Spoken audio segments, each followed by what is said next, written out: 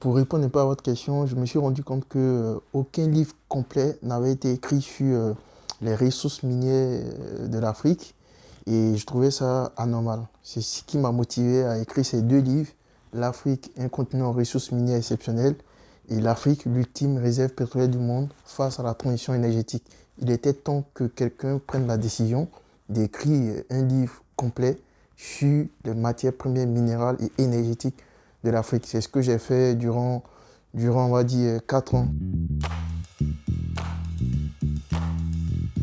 Dans mon premier livre, L'Afrique, un continent aux ressources minières exceptionnelles, paru en 2018 chez Lamentin, je mets l'accent sur les matières premières minérales telles que l'or, le diamant, le platine, le nickel, le cuivre, la collambo-tantalite, etc.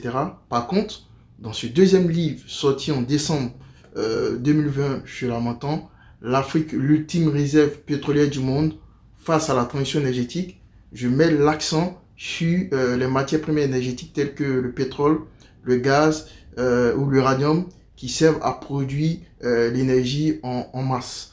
Dans tous les cas, pour celui qui veut avoir une connaissance globale, une connaissance complète sur les ressources minières de l'Afrique, il serait intéressant qu'il ait lu ces deux livres. Voilà. J'ai choisi le thème de l'énergie parce qu'il est crucial et il est central pour notre époque et pour les décennies à venir. Après la révolution industrielle des années 1700-1800, nous assistons aujourd'hui à trois révolutions. La révolution du numérique, la révolution démographique et nous assistons ici à une révolution dans notre façon de produire de l'énergie. Alors, notre façon de produire de l'énergie fait tout simplement allusion à la transition énergétique, c'est-à-dire remplacer progressivement les énergies polluantes par des énergies non polluantes. Et il se trouve que l'Afrique est au centre de ces trois révolutions auxquelles nous assistons en ce moment.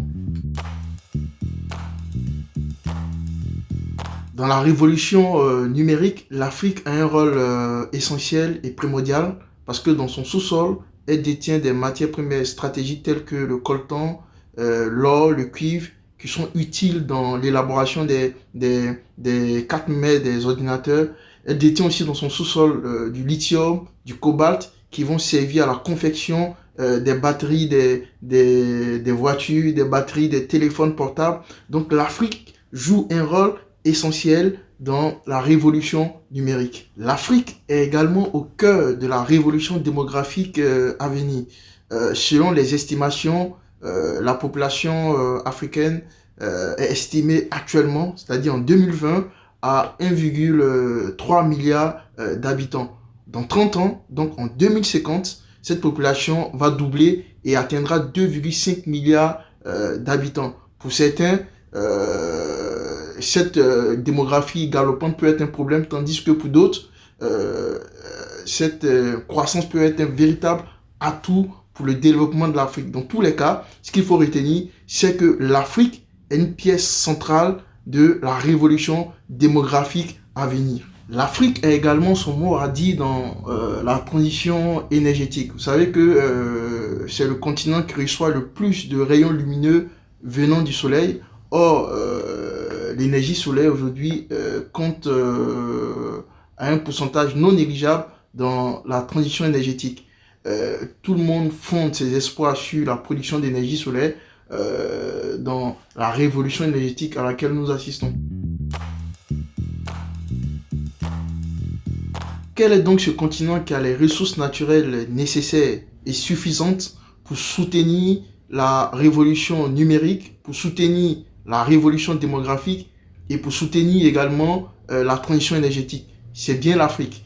C'est pour ça que dans ce livre, j'ai pris le temps de parcourir toute l'Afrique et de montrer où se trouvent les réserves pétrolières et gazières de l'Afrique. J'ai pris également le temps de présenter dans ce livre tous les endroits, tous les territoires, tous les pays où on est susceptible de trouver des gisements d'uranium. J'ai pris aussi le temps de démontrer à la face du monde que l'Afrique peut jouer un rôle central dans la transition énergétique que nous appelons de tous nos voeux. Je reste convaincu que pour renforcer son rôle dans l'économie mondiale de demain, l'Afrique doit transformer ses matières premières, minérales et énergétiques.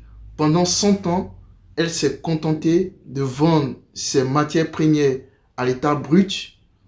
Désormais, il faut qu'elle songe à les transformer et pour y arriver, il faut qu'elle change son système éducatif. Il faut qu'elle pense à l'entrepreneuriat dans son système éducatif. Si vous voulez savoir davantage sur ces questions, je vous invite à prendre le livre, à lire non seulement ce livre qui vient de sortir, L'Afrique, l'ultime réserve pétrolière du monde face à la transition énergétique, mais également de lire le premier livre que j'ai écrit, L'Afrique, un continent aux ressources minières exceptionnelles.